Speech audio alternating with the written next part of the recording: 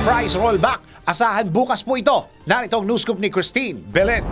Update hinggil sa mga presyo ng produktong petrolyo. Ilalarga na ng mga kumpanya ng langis ang unang price increase sa kanilang mga produkto ngayong taong 2024. Taliwas ito sa naunang balita na magpapatupad umano ng rollback ang mga nasabing kumpanya. Alas 12:01 ng hating gabi ipatutupad ng ilang oil company ang dagdag 10 sentimos sa kada litro ng diesel, gasolina at kerosene. Epektibo naman alas 6 bukas ng umaga ipatutupad ng Shell at Sea Oil ang kahalintulad na price adjustment habang alas 4 ng hapon ang clean fuel maliban sa kerosene na wala sila. Ipinaliwanag ni Department of Energy Oil Industry Management Bureau Director Rodela Romero na ang pag-alagwa ng presyo ay bunsod sa tensyon sa Red Sea at pangamba sa global economy. At yan ang aking news scoop. Ako, si Christine Belen, nagbabalita ng tama, naglilingkod ng tama.